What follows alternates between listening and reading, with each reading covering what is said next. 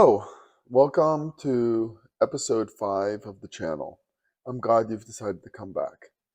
Today we're going to talk about the labors of Hercules, and we're going to go through all of the famous labors, mostly as told by Pindar, and we're going to cover some of the interesting aspects of the interpretation and the symbolism. In ancient Greece, there was a woman named Alcmene, whose name implies and means strong, with charge and impulse.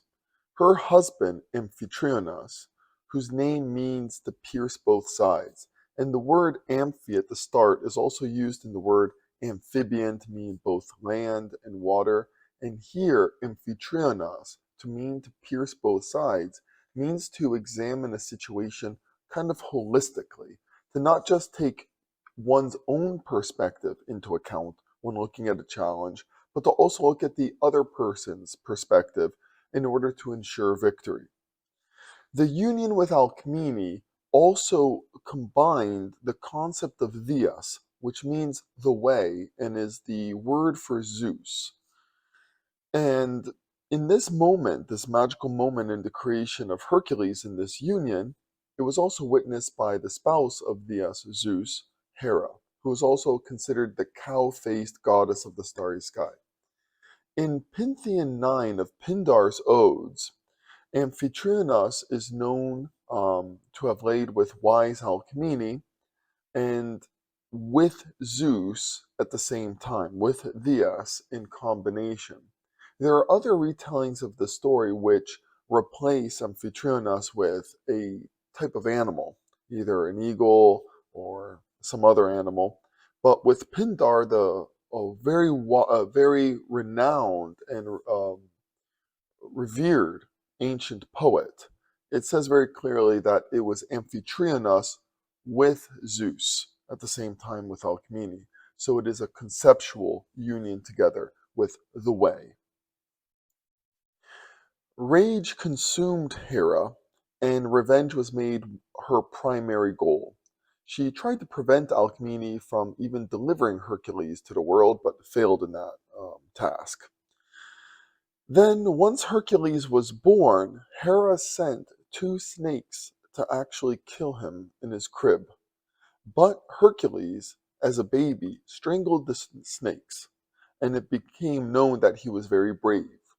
Now, it might seem that this is just a demonstration of strength, but it is also known that underneath the mouth of the snake, at the top of the throat, the snake is a little bit weak in comparison to other areas, and that this is a smart place in which someone can grab the snake. So it actually doesn't just demonstrate strength, but also cunningness and cleverness. So it's also a combination of intelligence, bravery, and strength at the same time, which are the 3 key components for which a hero must have. So when Hercules became a youth, his parents sent him to study under the chief centaur Hieron. And Hieron the centaur was half man, half horse. And Hieron the centaur had mentored and shaped previous heroes such as Achilles, Theseus, Perseus, and most of the legendary heroes of the heroic age of ancient Greece. Later on, Hercules married a woman named Megara and had 2 children. They were a very happy family, and it was during such a beautiful period that Hera decided to strike, and in a very cruel way. She sent a fit of madness into the mind of Hercules that absorbed his consciousness, and it induced such a great insanity that as a result he ended the life of his wife and children. So after the act of and the madness faded away, and then he saw and understood what he had done, he went to seek the advice from Apollo in the temple of Apollo, and the name Apollo means not many, so the few, the god of the excellent. And he sought advice on how to clear the pollution from the tragedy, so from his existence, because he understood very well that this pollution would carry on to the eternity of his afterlife. and he sought divine guidance on how to clean this instead of sinking into sorrow, because he understood that idleness would not change the balance of the actions that he committed.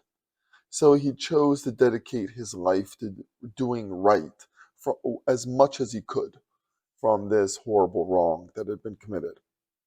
Hera was in communication with the temples and arranged it so that when Hercules would arrive, he would be told that he had to complete 10 labors as dictated by the king of tyrants. And his name, that king's name is Eurystheus, and whose name can imply and mean the broad view. Evry means the broad, and Theas is the view. So that king of Tyrian was responsible for guiding Hercules on his quest to cleanse his pollution through these labors. And it was originally 10. And Hercules went forward to Tyrian and made sure that he was ready to comply with the orders by Eurystheus. Now, it also must be noted that these labors were not there to produce a general positive outcome between the labor of Hercules and the society, but was actually mostly dedicated there in order to end Hercules' life sooner than later. But in the end, the effort and perseverance does have a positive outcome, which is important. So the first labor assigned to Hercules by Eurystheus was to destroy the lion of Nemea. So the lion of Nemea was a beast of a lion, but of a different nature, as we'll explore. Now, Nemea as a name means the land of law for herded flocks. That means a sort of tranquil organization and a periodicity to life that is organized. And a key aspect is that Hercules had to bring proof that he had destroyed the lion of Nemea. So when Hercules set off for this labor, he brought a bronze sword and made a club from the branch of an olive tree. He went to the area the lion was terrorizing, and he searched for quite some time. And then after a while, he started herding the sheep away, which forced the lion to take notice of him.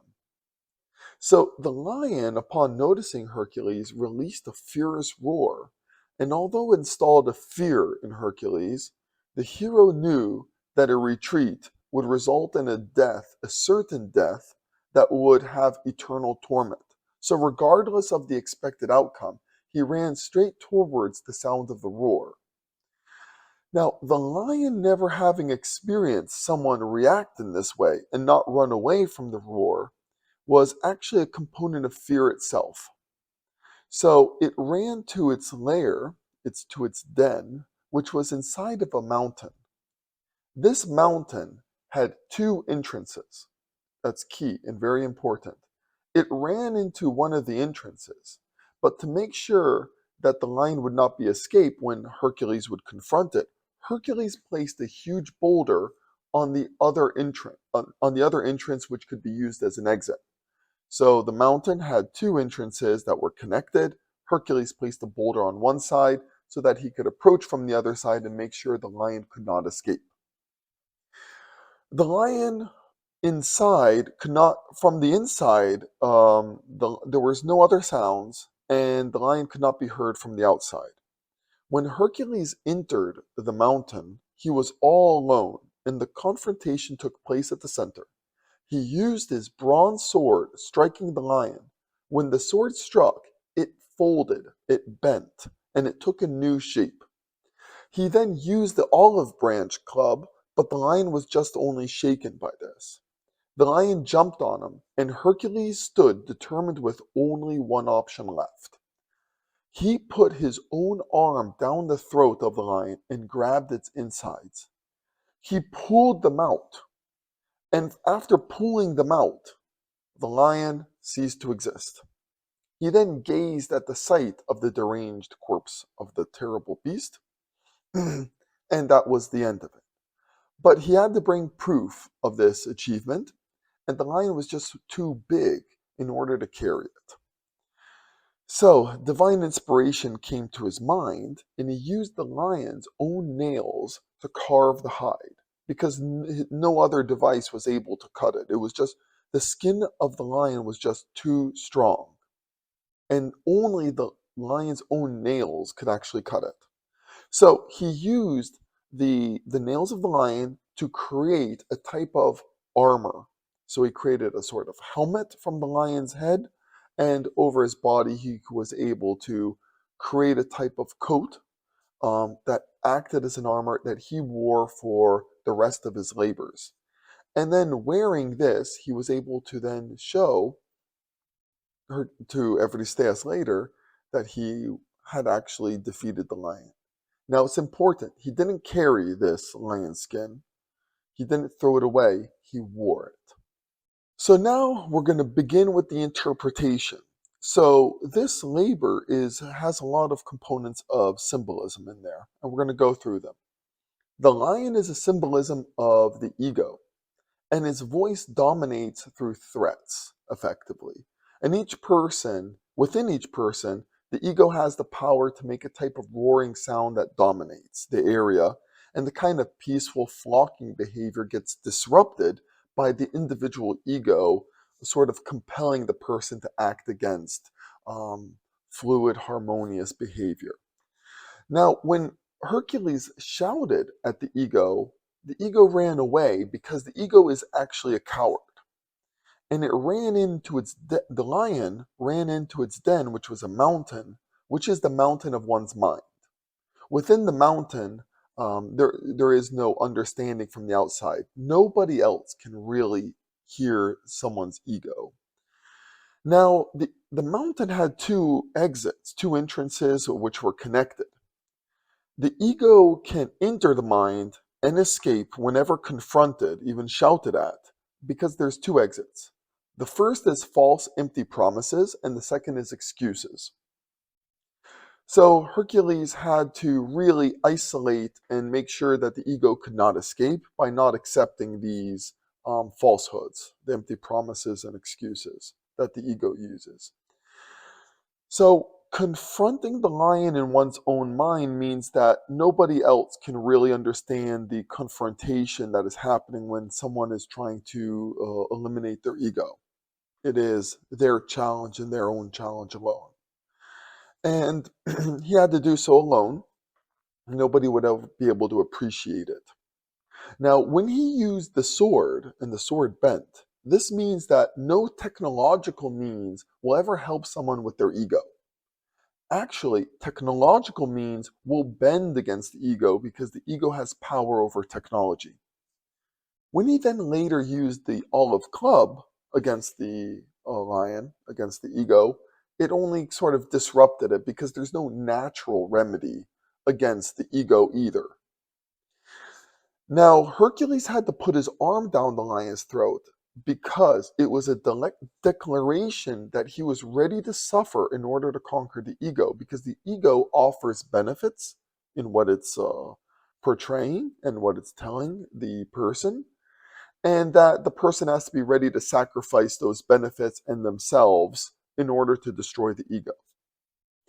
And now when he pulled out the insides and destroyed the ego, it was a declaration by discovering that the ego is actually the same as every other animal. One thing about the ego is that it will always say that it is the most special, the most important, and that there's nothing else like it. But by seeing that the insides looks the same as almost every other animal, then the ego's image itself is destroyed. And that's one of the key things about its superiority. And after that, it was too big to carry out. It was difficult for the skin to be cut because really the ego is a very robust, although cowardice and so on, it's a very robust animal. But nothing is too strong to destroy itself. And that is what is meant when Hercules used the lion's own nails to cut off the hide, because nothing is too strong to withstand its self-destructive nature. And the ego is naturally self-destructive. So when Hercules then decided to wear the lion hide, this was very important because it's almost a symbiosis. By wearing the hide, it means that he was in control of it. He didn't toss it away, and he didn't just carry it. Although the ego has some negative aspects, nobody can really live without an ego. An ego is a little bit necessary there. And the hero here controls the ego. It's very important. It might sound like a delicate balance that a hero might have to achieve, and that is the truth. It will not be easy, but the key thing is that the hero trying to throw the ego away is not the way through Hercules. It is through controlling the ego and not allowing the ego to take control of the hero. And that is the most important factor about this labor. And he wore this armor, this lion den, until the end of his labors on his heroic journey. So when Hercules arrived again at Tiryns to declare to King Eurystheus that he had conquered the lion of Nemean, and Eurystheus saw this proof, he thought to himself and told Hercules that his next challenge, his next labor, would be to eradicate the Lernaean Hydra, the Hydra of Lerna. So Lerna means the place of many fresh water springs. And the Hydra of Lerna was a type of Hydra that had 10 heads, where 9 heads were mortal, and there was a larger one in the center being immortal. There are also some tellings of the myth where it says that there were 9 heads in total, and one of the 9 was immortal. So this Hydra lived in a lake amongst swamps, and the key thing is at this lake, there was allegedly at the bottom a hole where the underworld could be seen. And maybe in some future episodes, we'll discuss why this is very, very important. So on the path to complete this labor, Hercules actually brought along his nephew Iolaos. Iolaos, that name means the people mover and energizer, and was an excellent charioteer. They approached the swamp next to the well of Amioni in Lerna, where the Hydra lived. As they approached, there was the stench of rot. And rot from death, and it's very important. And later on, we'll discuss this in detail and what this really means. So they approached the lake. There was this strong stench and rot, and the Hydra didn't actually want to confront Hercules at the edge of the lake. So to draw it out, he shot flaming arrows into the water, causing the Hydra to emerge and approach him on land. The beast was so dangerous that even its breath could kill. This Hydra had very poisonous blood. Its blood was transparent and immediately deadly upon touch. So when it came on land and approached Hercules, Hercules started using his sword to chop off some of the heads. But every time he chopped off one head, 2 would grow back from the same stump. He kept at this, and heads started growing until he was engulfed and surrounded by heads. Iolaos saw how futile this effort was and paused Hercules with an idea and offered to place fire at the stumps of the roots that Hercules would cut to reveal, and that the heads would stop growing after he placed fire on those stumps. So this started working, and the number of heads started decreasing.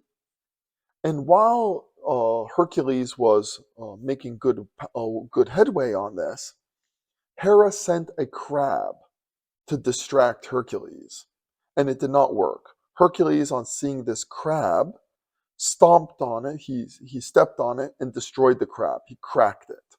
And then he continued with the heads until the last head had been cut, and the immortal one laid down. After this, Hercules then placed his own arrow quivers, his own arrowheads into the blood of the Hydra to lace them and to use them later on. And that's also very important. Now, the crab in the words actually means a type of a box enclosure. So the kavuri, the crab, means box enclosure. And then afterwards, Hercules placed a big boulder on top of the immortal head to try to hide it next to the road on the path to Lerna. So he had achieved the destruction and elimination of the Hydra of Lerna. The Hydra of Lerna was a representation of lies, false truths. Now, we're going to talk about how effectively Hercules with Iolaus was able to defeat this representation of lies and all the components and why this was lies. So, when approaching this concept of lies, Hercules brought Iolaus, the people energizer, because to remove lies, the people must be energized to correct falsehoods of the past. And their participation is necessary. And the chariot is kind of helping attract the necessary attention of the crowds in order to make this correction. So the region had a horrible stench because where there are lies, the surrounding regions begin to rot because it's not based upon fertile truth. Now, the Hydra stayed dormant until Hercules shot flaming arrows, which is a message of truth. So these flaming arrows are the truth, the fire in the truth, and that is what brought the initial confrontation. And because lies with the truth are not really going to mix well. So the Hydra had poisonous transparent blood because although lies cannot easily be seen, they're effectively invisible by going through the air, they're still incredibly deadly. Now, a lot of heroes through might sort of discount the deadliness of lies. But if we think about it, if we were to just look at traffic lights, if someone were to control the traffic lights and lie about which is red and green or so on, this can be incredibly deadly. False accusations can result in deadly sentences. There can also be lying about components for construction that can be very deadly as well. Lying about components in medicine. So lies are incredibly deadly and they can be commonly misunderstood about their magnitude. So when the Hydra then approached Hercules and he started to fight and cut off the heads, they grew back because engagement with lies justifies them to a large degree. It feeds from that energy. And it started to surround him, and because lies can grow from lies and it's very low cost for them. And the thing is that the lies didn't actually penetrate Hercules, and he was able to fight and withstand this because he had conquered his ego. It was necessary for Hercules to first have conquered his ego before conquering lies, because one of the key aspects about lies is that it does hurt someone who has an active ego.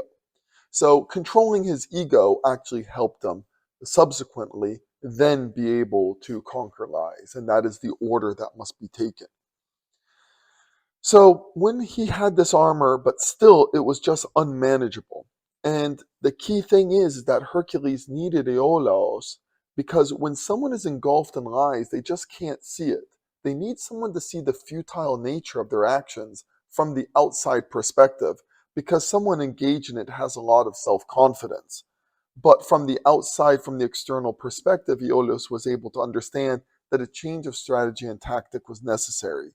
And that means that to fight lies, companions are necessary. So, placing the fire at the root of the head shows that when a lie is identified, the truth must be applied at the root of the matter in order to prevent lies from emerging. So, lies are effectively very efficiently transported and can be identified, but are also really cheap to produce for the monster. And now the key thing is that when Hydra let loose the crab to distract Hercules, but was easily destroyed, crabs represent the kavuri, the boxed person, which is also the astrological symbol of Cancer, because when lies spread, that's effective what's happening there.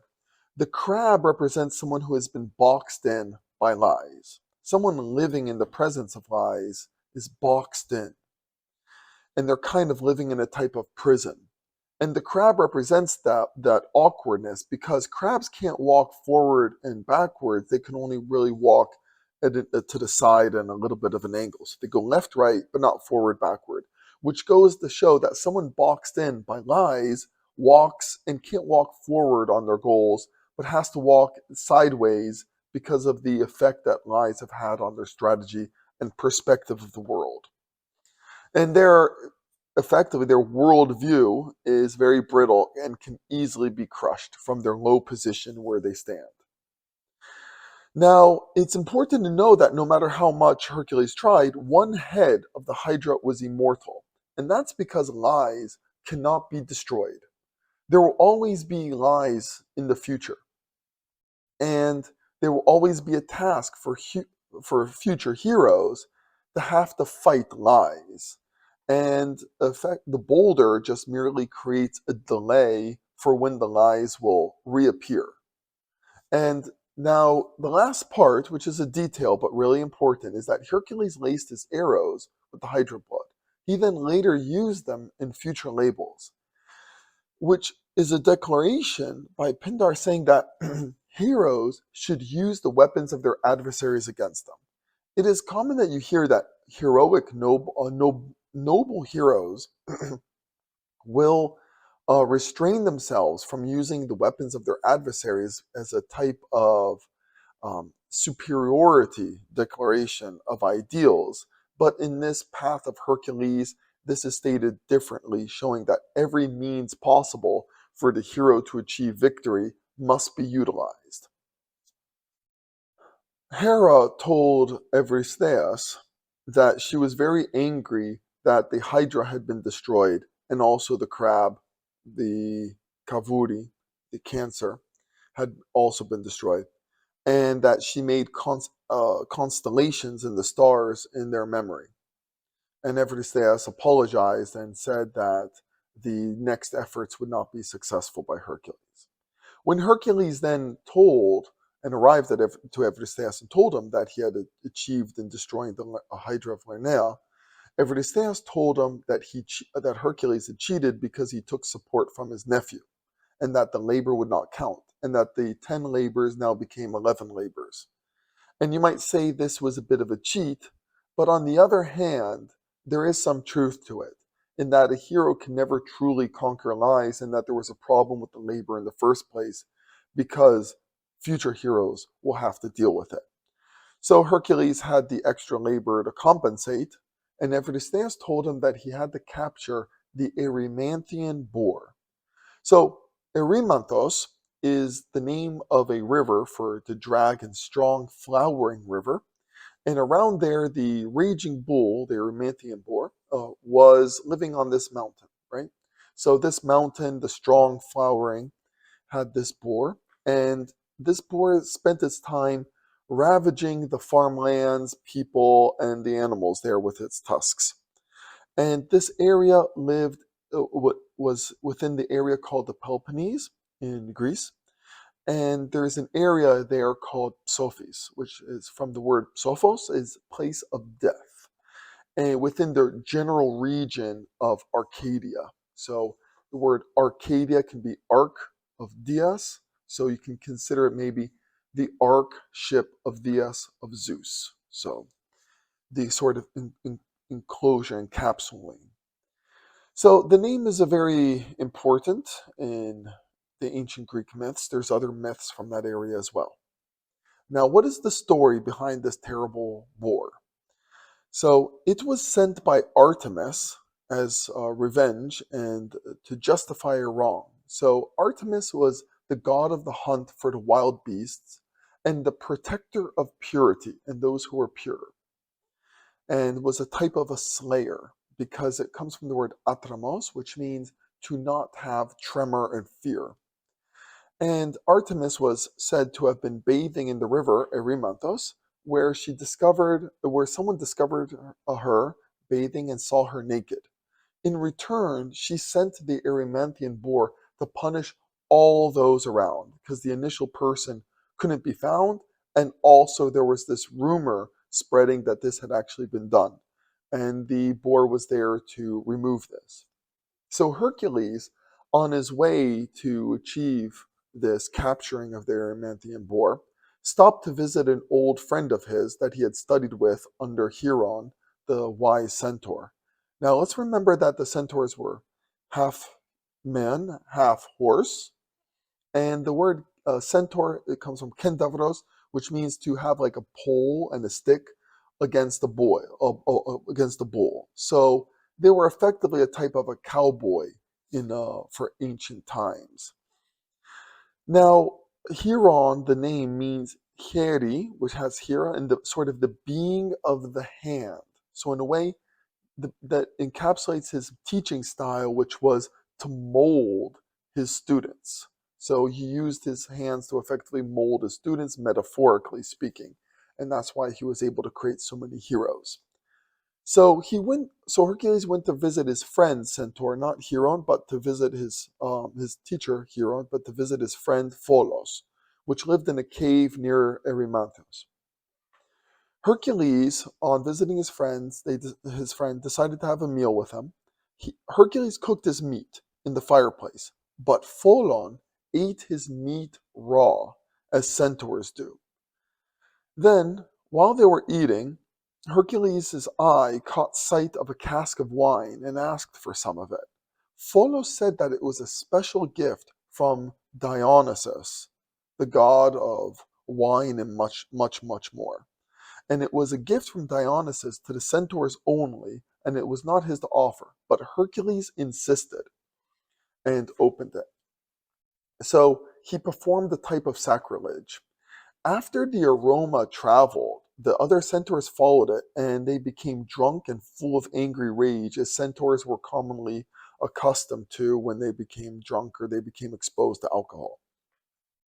The centaurs then used rocks and branches to attack Hercules and grabbed the burning sticks from the fireplace, throwing them at the centaurs in defense before picking up his bow on the offense.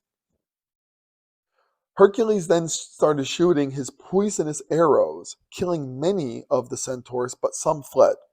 And they fled to the cave of Hieron, and he chased them.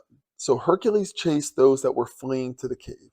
And they went to the cave, and then in the cave, Hercules continued shooting the arrows at them. And one of the stray arrows actually hit Hieron on his leg, the chief of the centaurs.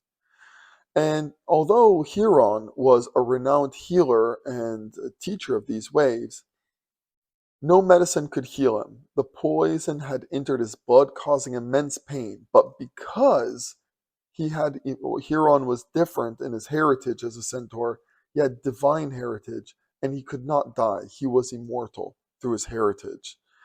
Pholos was shocked at how these strong centaurs could be brought down by those little arrows. So when Phono picked up the arrow to inspect it, it actually slipped his hand and fell onto his leg, and the Hydra blood entered his body, killing him instantly. So Hercules returned after all this destruction to find his friend Pholos dead and discovered that he had to bury him. So after burying him, he continued on his journey as he had to do, and he followed Pholos' advice, his advice and recommendation, which was to drive the boar into a thick patch of snow. So finding the boar with all the chaos it was doing was actually very easy. So he shouted as loud as possible and guided the boar into the snow until it became exhausted and stuck. And then Hercules put the boar into a big net to carry it. The Erymanthian boar is a representation of revenge. In order to understand this, we can look at some of the aspects. Is that Artemis sought revenge for what had happened, but sometimes revenge can get out of hand and break away from the initial action that is sparked the break of the spread of the revenge, and not really have an ending because everything can be connected.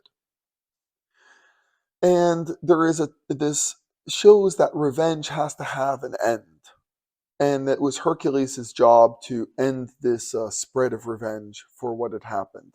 And especially it shows that those that have purity as an absolute goal is that it can easily be contaminated, and trying to purify something that has been impurified, no matter how many dilutions are actually done, there can always be considered a type of paranoia that traces still remain.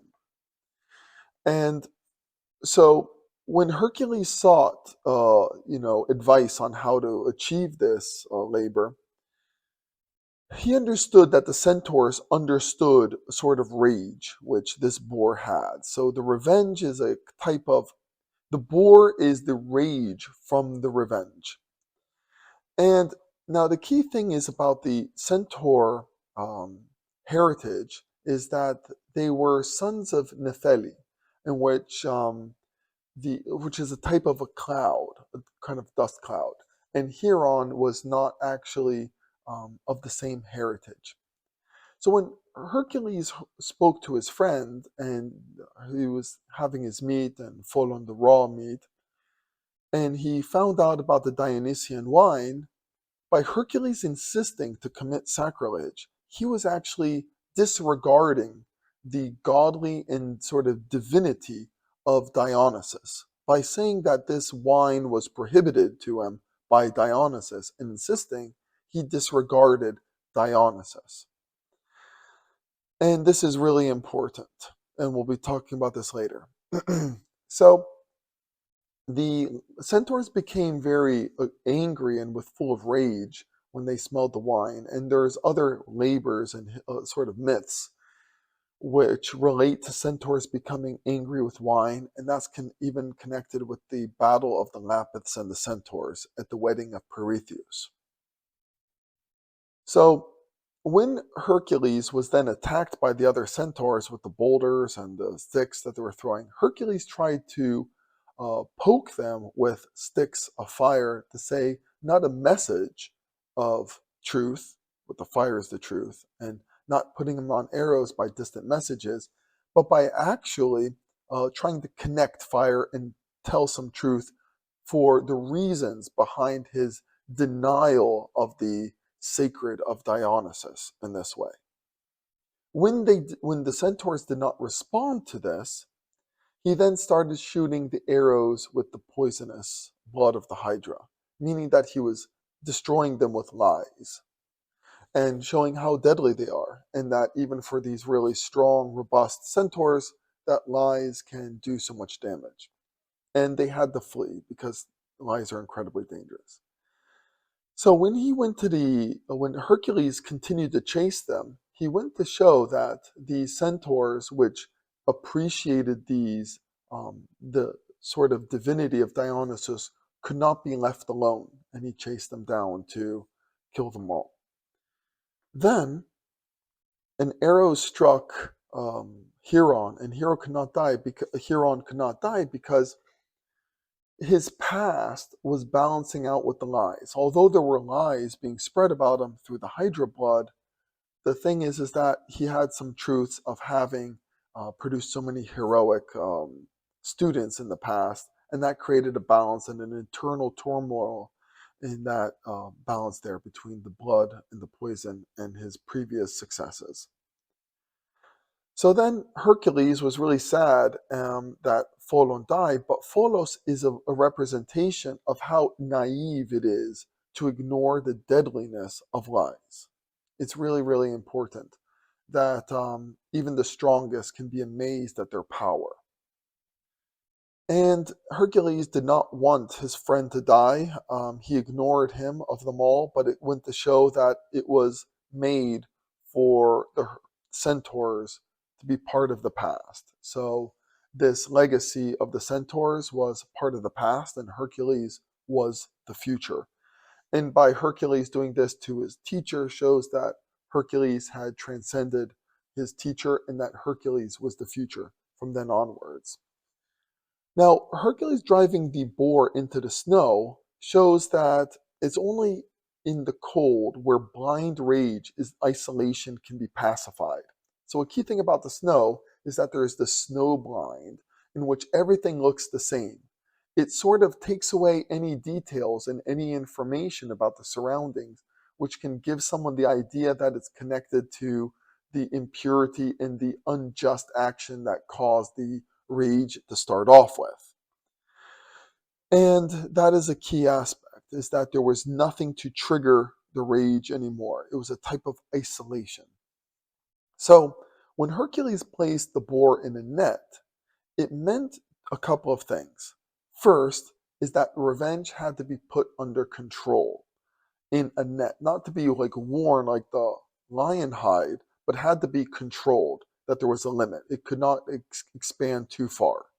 And the second is that enemies of Hercules could witness that he was in control of revenge and that the wrongdoings against him would be punished. So it was a declaration that enemies would understand that could be a cost for wronging him. So when Hercules then approached Eurystheus with the boar in the net, Eurystheus saw it and became terrified and went to hide in a big vase and never actually approached to look Hercules straight on, but would only speak to him within the confines and sort of protection in this vase. It is only then that Eurystheus became afraid of Hercules and was continued to be afraid of Hercules. He was not afraid of him after having completed the second labor or the first labor, but was afraid of him when he saw that Hercules could exercise revenge and that he had conquered it and controlled it. And now it's from here that Hercules learned about his next labor. It must be known that there are some versions of this myth that have Aphrodite in place of Artemis.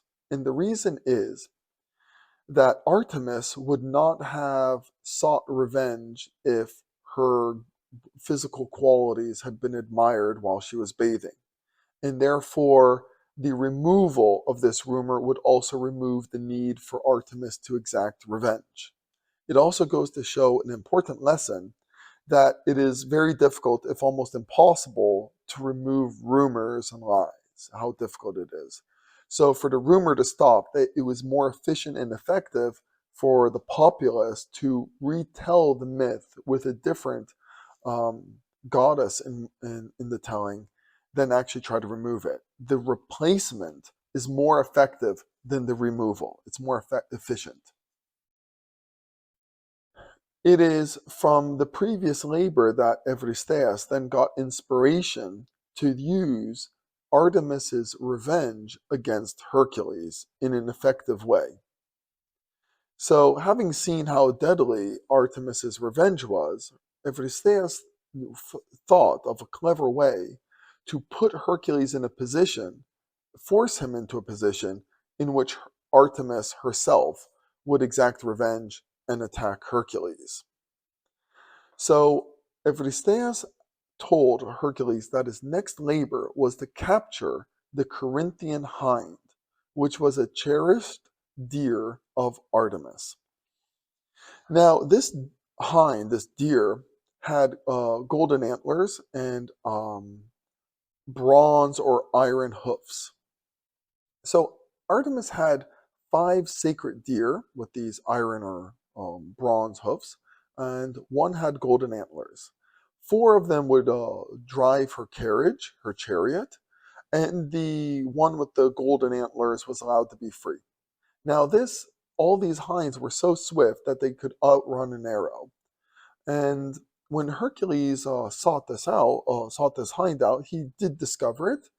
And although the hind was free, it was still always under the protection of Artemis. So he started running after the hind. And he kept running after it in an effort to try to catch the hind, and he put all of his might to run fast enough. And he even tried tricks of concealment to hide, to ambush it, but nothing would work. Now, the key thing is that Hercules could not attack the hind. He could not kill it or place a deadly trap. He had to capture it, because if he did kill it, Artemis would then kill him.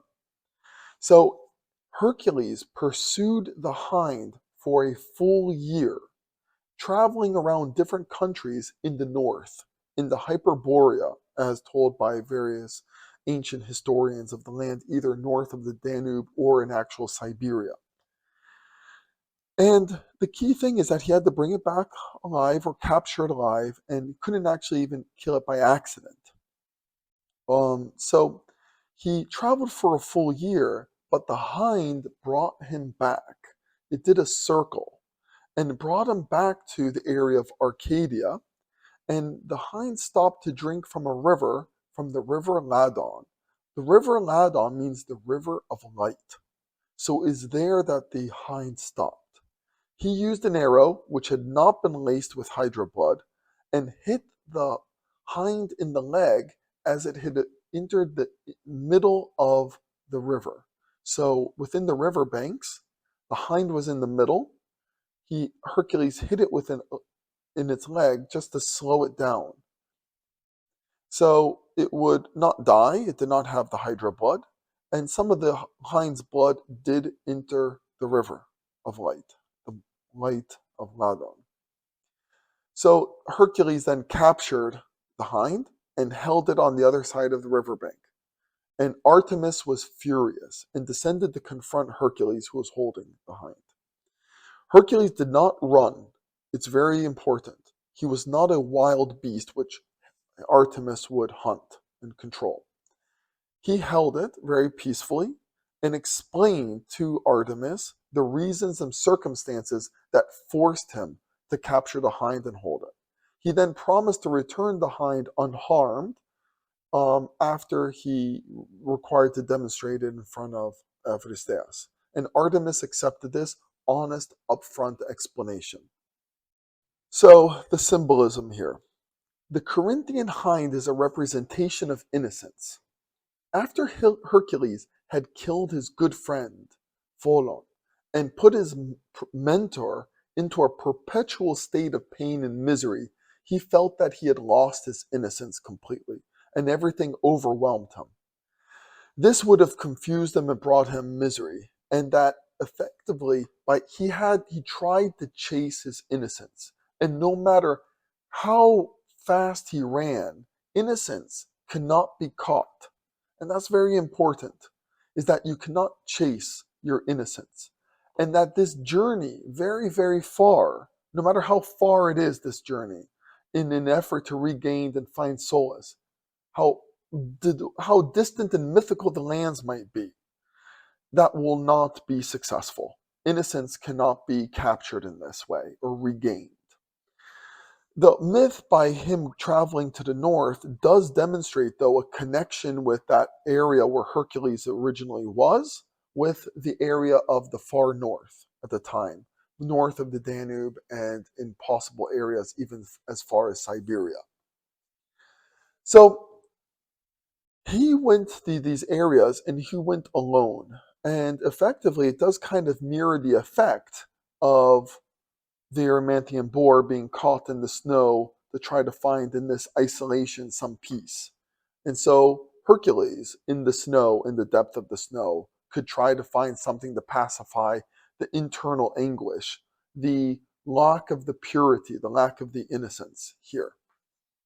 And it must be known that this labor taking a year was the longest labor. Although it sounds simple that he just had to capture the hind, it took the longest amount of time, because heroes in this state might actually spend the most amount of time internally, and they might feel that regaining their innocence might be a futile effort. But the hind returning back to close to the area of origin to another river, but this time the river of light, shows that innocence and a reconciliation will have to happen in the area which originated the problem. So the key aspect is this. The hind stopping to drink water from the river of light, from the river Ladon, is really important. Hercules had to see the light, and stopping at this moment of light to appreciate it was important and to stop running. The hind crossed into the center of it to show that between the two banks of that river, there was something in the middle between the state of misery he felt and the other side of crossing this river of light, that his efforts would not come clean. Hercules had to shoot and hit the hind to injure it, and some blood would have to enter the river. Yes, the future would clean it away. The river would replenish and refresh this. It does mean that over time, this impurity would be cleansed, and it would require that. But the path of heroism, this direction, would not come clean, and that this path would be mixed in with blood, and that it is a key component there.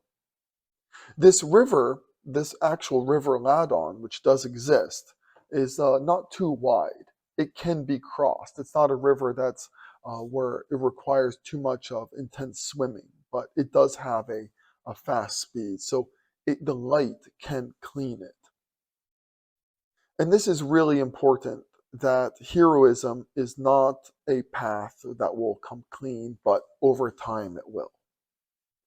When Hercules held the hind onto the other side, he showed that he was not a wild beast and that he could be confronted and that he wanted to discuss things in a very civilized manner. And Artemis, who despised wildness, appreciated this and respected this and respected the upfront agreement which was agreed upon. So then when Hercules caught the hind, he went to Eurystheus and displayed it. And when Eurystheus said to himself that he could at least sell the hind or capture it and exchange it for some goods and try to extract some personal benefit from Hercules' labor, Hercules let it go just before Eurystheus captured it. And Eurystheus blamed Hercules for it, but Hercules said that it was not his fault that Eurystheus was so slow. And then the hind escaped, went back to nature in its freedom, and there was no revenge of Artemis exercised against Hercules. But it also shows that even in this moment, that trickery will be a component, and cunningness and wittiness is really important for the tradition of Hercules, and that heroes of this tradition will have to appreciate this.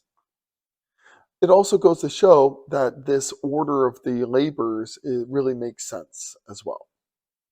How there was the revenge and then the passing of his friends, which brought misery to him and the lack of innocence, and that he then had to regain his innocence and understanding and reconciliation over this period of time. There are many orders in modern day retellings of these myths that place these two myths in opposite order, but this is the one that should be understood that it is. It goes from the boar to then the hind. Eurystheus then told Hercules that his next labor was to remove the enormous flock of deadly birds, the Stymphalian birds, from the lake town of Stymphalos, and he had to drive them all away. He didn't have to bring them to him, but eradicate them from the area, the Stymphalian birds. So these were vicious, man-eating birds, which had very sharp bronze beaks and poisonous dung. Very, very important. And then to have fertile dung, the dung was poisonous.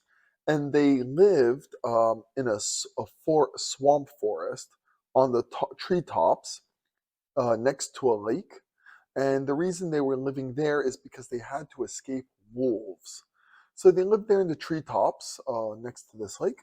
And whenever a man would approach, the birds would collectively attack the person and try to eradicate the invader to their area and that place. So when Hercules approached to try to eradicate them, he was being attacked from all sides, and the key thing is that the swamp or ground could not support Hercules walking there, and his feet were sinking into the mud, and it was almost impossible to do so, to achieve this labor this way. So Hercules had wisdom come to his side. He left to find the excellent artisan god blacksmith of the forge, Hephaestus, and he commissioned the blacksmith to produce for him a huge rattle. Okay, so it was a massive rattle. And what Hercules then did is that he went to a hill close to the forest, and on the top of this hill started hitting the rattle, and the birds became hysterical with the sound, and they flew in frightened random directions, and then Hercules started shooting at them with his arrows. Now, the birds, after all of this, the commotion and seeing other birds get shot, they flew away to the Black Sea, which was the Euxine Sea in ancient Greece, but this is called the Black Sea today. So they flew to that area in retreat. So he did not eradicate all of them, and sort of the birds still existed, but not in that region. So Hercules, to make sure that they would never return, went to the treetops and removed the nests from the treetops so that they would never return and stay in that area. And this was that completion of this labor. The Stymphalian birds represent adult entertainers. And they had fled to those treetops from the charge of wolves. Now, in ancient Greece, very, very ancient Greece, the wolves were synonymous with the light of Lycaon, Lyci. So the word Lyci is wolves, and those words are very tightly connected. So the followers of this light were considered connected to the earth shakers, and this is why they could not roam in the areas where the foundation was like mud. So the birds went to this forest where there was mud at the bottom, and the earth shaker tradition, which the wolves were connected to, could not actually travel there, and the birds were in isolation there. So the mud symbolizes principles which are not fixed and which can be molded either through incentives or through discussion, and the ideals are kind of arbitrary rather than being fixed and solid. So the birds lived in the high treetops, in the treetops there, symbolizing that they were actually a component of high society, and that they had a high standard of living, and that their way of life was not grounded in solid principles, but by ones that could be shaped based on various aspects there. So now, a key thing is that close to this lake of Stymphalos, there is an archaeological site, or was, where there was a temple showing different stages of construction over thousands of years. And the building had been rebuilt on the same spot over time. On the temple walls, there were remnants of statues of white marble depicting ladies, women with being half bird and half woman. That is, bird legs from the waist down and humanoid on the top. Almost an analog to a siren mermaid, but changed with bird. So this goes to show that there was no human birth to be displayed, although the female characteristics from the waist upwards can still produce the attraction. There was the component of the human birth from the other side that was not present. And that the kind of bird legs, the shapely legs, could be an attractive component there, and that this was a representation there that was being represented on this temple area. So the sound of the rattle that Hercules chose to use created a hysteria of previous memories that might have been put to the side, and choices, rejected choices, was brought to the forefront of their mind, and this would have created a dismay. and that those thoughts that had been drowned in the past were brought up and created sort of chaos into the way of life that they had adopted. And the key thing is that this dung was not fertile here, so it pretty much was not constructive for society to create a sort of a symbiosis, and the cycle of life had been sort of put to stop and halted from this way of life that had been developed by the Stymphalian birds. So, by Hercules using this rattle, we can almost consider it a form of psychological warfare and technology at the same time. And that this is an aspect of the path of Hercules, that technology was a key component, and the psychological aspect was very, very well understood. And that he had to stand on the high ground outside of the forest in order to change the environment with this sound. So he could not actually eradicate them all, and he didn't have to use the poison. He actually could use the message on the arrows directly without actually using lies, and that the birds did escape to the Black Sea, which was their refuge. So he managed to clear the area, and Eurystheus did understand that Hercules did complete this labor and came up to a new idea, given the connection from this labor that had been completed for the following one. Eurystheus also considered the issue that Hercules was becoming famous and proud through the completion of the labors, and he could not stand that. So he thought of a labor which would result in Hercules being covered in feces and smelling bad, which would remove some of the component of the heroic aura that he carried with him. He told Hercules that he must clean the stables of Augeas, and clean the stables of Augeas in a single day. And that's very important. So Augeas was a king of Elis, an area in Greece at the time that was called Elis, and he was the king.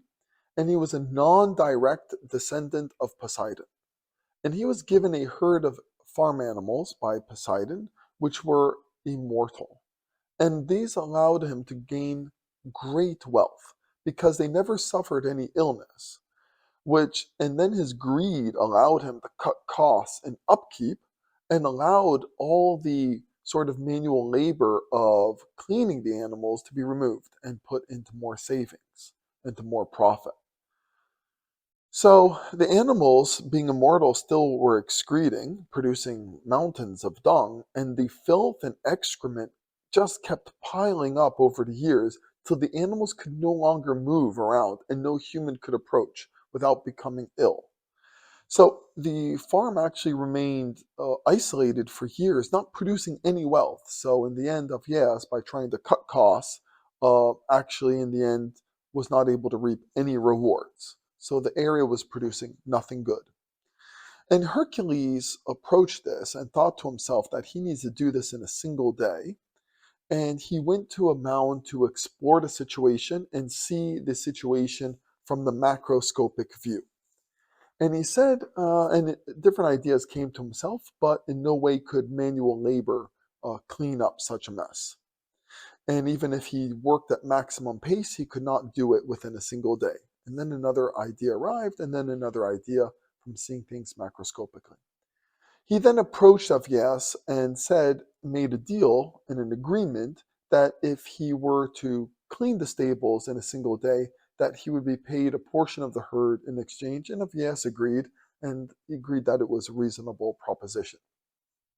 So, what Hercules did is that he irrigated two nearby rivers, Alpheos, which means return from offerings, tribute, sacrifice, and worship. That is, worship is given to the river, and fruitful returns are produced. And then the other river, which was Penevs, which is thick and fertile. So these are two different rivers. Now it must be noted that these rivers were flowing in opposite directions. Both good, fertile rivers, but in opposite directions. So not compatible, but that did not mean that they were not good by themselves. What Hercules did is that he irrigated them into a single river. the sort of contradictions between the directions created a massive river rapid that would, along the trench and the irrigation path that Hercules had irrigated through and he dug out, and the water flow increased. The water flow continued down this path, and he directed it straight towards the stables. The force and energy of the rivers blew away the constructions, carried the animals, and swept them away, and cleaned out all of the dung and the filth. So this dung was not poisonous like the previous dung. This was normal dung, and it cleaned everything away and carried things, but it created destruction at the same time. So Hercules had managed to do this. He cleaned the stables of Augeas. Now, Augeas then learned, when it came time to give payment to Hercules, Augeas learned that Hercules had been commanded to do this labor by Eurystheus, and this made him deny Hercules the reward, and there was a trial, and Augeas even denied the initial agreement for payment, and Augeas did lose the trial. Although Augeas denied it and everything, he lost the trial. But what Augeas did is he just banished Hercules from the kingdom to have to even commit to the reward that he agreed, because there was no point in agreeing to give a reward for someone that could not enter the kingdom. So before Hercules left, he looked at Augeas and vowed to exercise vengeance and kill him for betraying his word. So now about the symbolism here. So first of all, the poisonous dung source in the previous labor had to be completed before the dung from this source in this labor had to be completed. So the Stymphalian bird source of dung had to be removed first, prior to this type of dung, which was not poisonous. So the farm is a metaphorical representation here for a city, right? So it effectively represents a city covered in excrement, really means a city where injustice persists, right? So, and the two rivers are actually representing opposing ideologies, which when brought together created conflict, leaving the city clean because of the destruction. So we can kind of consider this a type of polarization between friction of ideals, although each idea can be correct in its own right. That's not the point, that whether one idea is better than the other. They're both fertile, fruitful rivers, which we'll repeat or emphasize. But it is the conflict between them which makes them incompatible that creates this torsion and endless destruction to leave the city clean in the end, which means clean from what? Clean from the past. Because even from poems by Pindar, he states that a city, a place, which lacks justice, is described as having a stench which can summon Nemesis, which is a type of destruction of revenge, which is injustice is something from the past. It's not a forward-looking aspect, it's looking in the past. So the farm is a city because domestic animals operate within the rules similar to those living within the cities. They're not wild. The animals have to live in certain pens in their stables. Things are organized. Things have a grid structure. There is a time component to it, which there's times for which animals are fed. They're organized here. They're going there. They have a route in which they follow. It is good representation for people living in cities that they're domestic animals. They're living a domesticated life here, and that's why they're connected to cities themselves. So the key thing is that animals in the wild don't produce a problem with excrement, but it is within the farm, it's the density. And the same thing with cities. It is the density of people being too high for anyone to keep track of whether someone is a threat or not. In communities that are small, like wild, like more in the out and open, bad actors can obtain a bad reputation that becomes common knowledge. In a small community, everybody can know everyone and track everyone, and bad actions of the past can be remembered, and everyone that does something wrong, that injustice weighs on them all the time in their continuation in that community. But in a city, bad actors can find people unaware of their past behaviors to repeat their actions more easily, which would they might not choose to act badly in the past if they knew that their previous behaviors, the malicious behaviors, would cause untrust in future people that they would meet. But if they know that they're going to be able to start clean again within the same area, it doesn't really produce the same fear of retribution and this understanding. So bad actors can just repeat their actions to unaware citizens and those around them because the citizens can't track it. And this can produce a defensive action for everyone to apply a lack of trust towards new people that causes a lack of flow and a general reduction in optimism when meeting people around them. And it also can even mean that citizens can see that the only way that they can right previous wrongs that they received is by acting in a similarly bad manner. And it creates just an overall air of suspicion and a sort of complex network of directed malicious attacks. And now, it must also be understood that there was nothing wrong with the animals. And this is also analogous to most city dwellers. There's nothing wrong, and most people do not contain psychopathy. And even those who have intrinsic malicious desires can play a positive role when the surrounding populace can learn to identify and contain it, but not when it can come from anywhere at any time. And that creates a kind of saturation of pessimism towards other people, and that is not really fruitful and positive, and it has a bad stench. And nobody wants to go to an area where everyone is suspicious of those around them.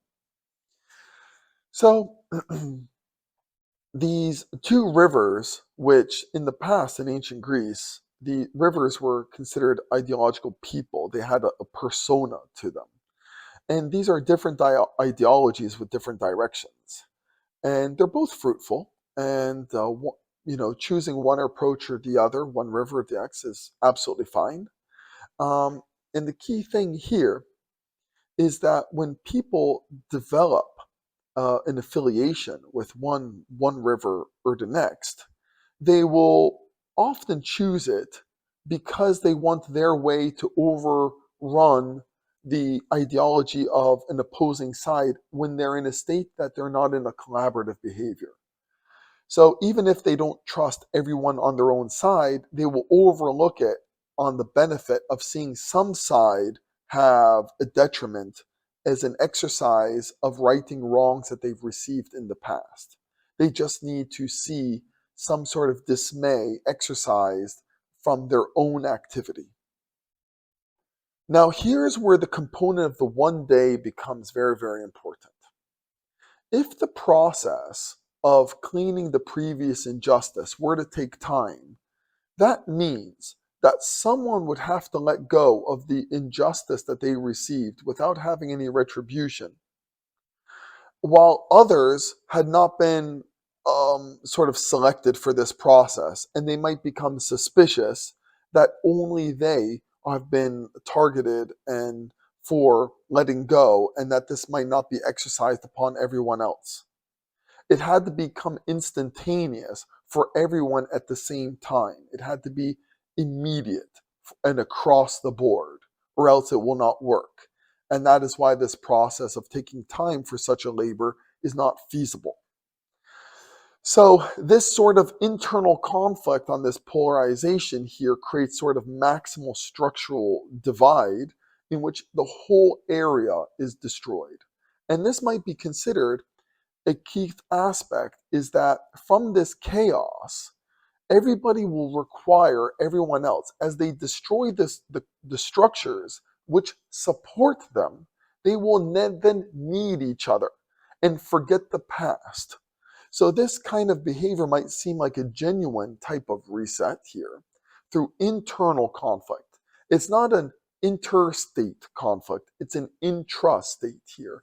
And from this requirement of readapting to a new surrounding and it being on the edge with other people around them that they might not have trusted, needing to trust them again, is really, really powerful for recreating friendships and producing a positive atmosphere that is once again fertile. Now, Hercules had to stand on a hill to see this because, as he had from the previous labor, he had understood that seeing things macroscopically is of great benefit. So when he saw things macroscopically, in this case, it also emphasized that he had to depersonalize it. Because in an area where there's a lot of injustice, it's very easy to take things personally and not see the full big picture of the situation. So this was a key component, is that seeing the macroscopic system level of the situation is very, very important for a hero, and to not always take things personally. And that for things to become fertile again, people had to develop trust, they needed to need each other, and chaos could remove the ability for people to hold on to the past and force them into needing each other for a new future. And it shoved them away because such internal conflict causes people to escape the area and maybe return in the future, but they would escape the area and go back to less dense areas. And it must be understood, once again, there was nothing wrong with the animals. It was a problem of the system. It's a systemic issue here through the density and ability for people with psychopathy to exercise it more effectively than outside of dense areas. So now another thing is that Augeas, with the issue with the court with Augeas with Hercules, it shows that courts can put a decree at all levels, but justice does not apply to those that reside in the upper echelon of society. And the thing is that a lot of times anger can be directed towards those types, and it can be understood that Augeas did exploit the situation, but he did not create the situation. He catalyzed it. It must be very important. Even if Augeas did not exist, the situation would have been created. He just profited from it and catalyzed it. In effect, he just brought the time to disaster sooner than later.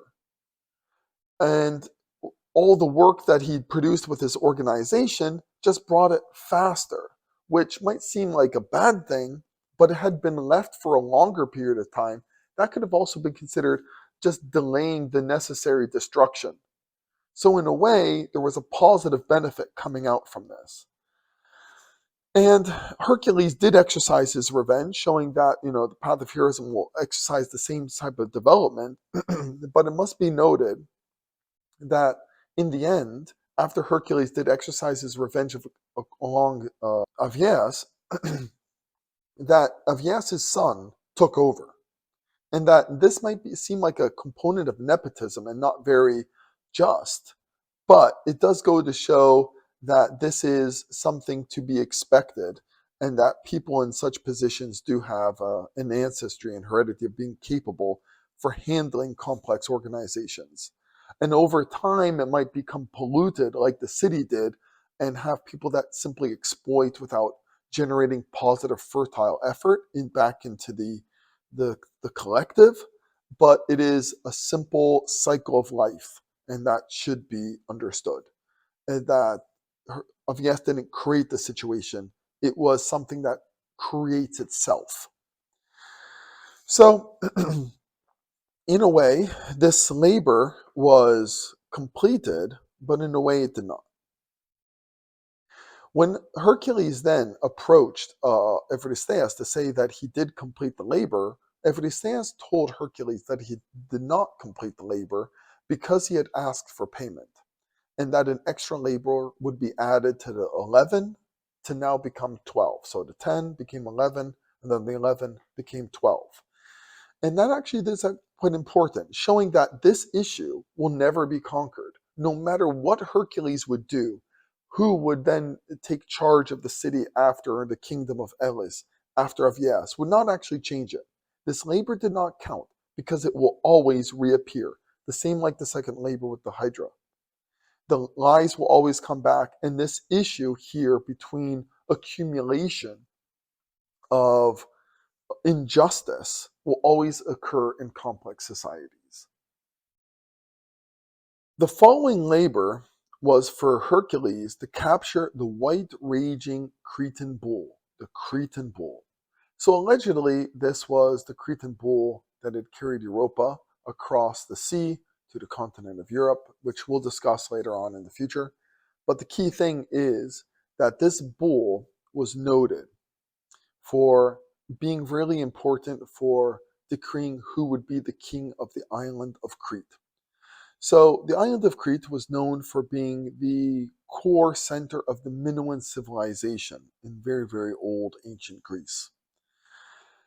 And over time, King Minos, who the name Minos means to persist and to remain, was to become king of the island.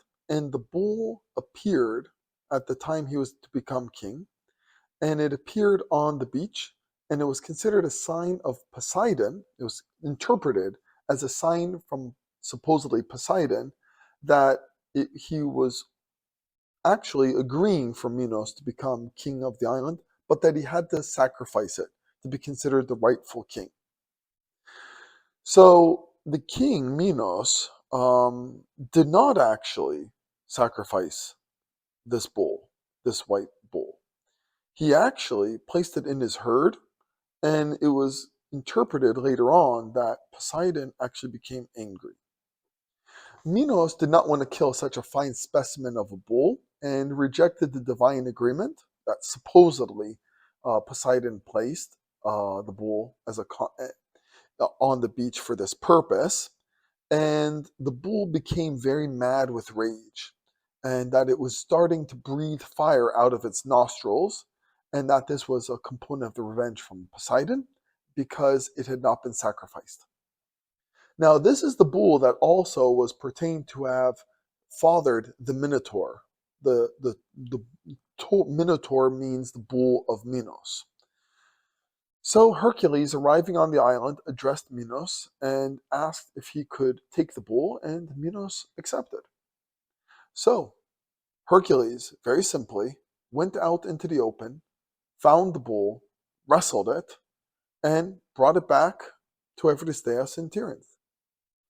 Now that seems like a very, very, very simple labor. But we're going to go into a little bit more detail here about what this actually means. The bull of Minos represents lingering traditions.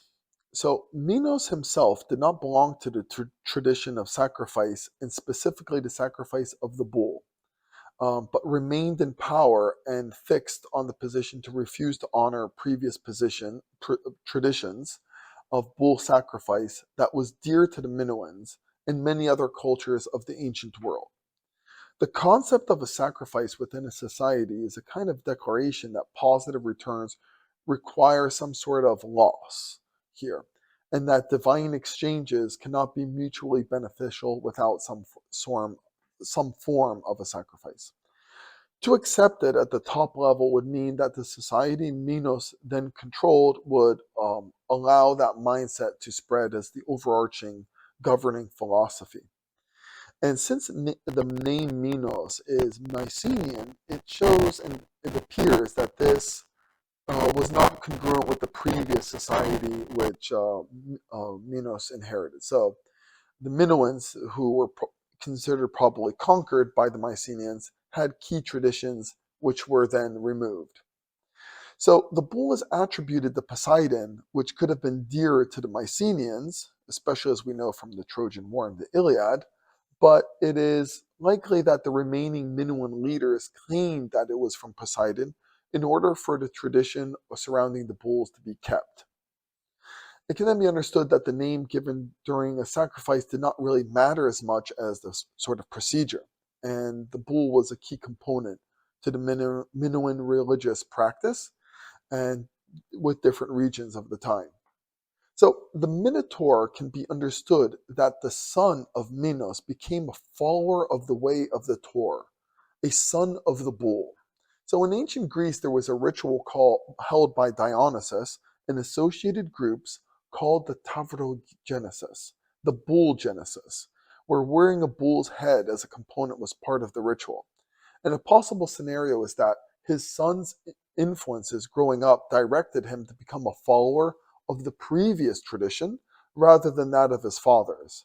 And such rituals are attractive since groups that support the initiates, they allow for temptations to be impulsive or erratically violent with an abundance of copulation.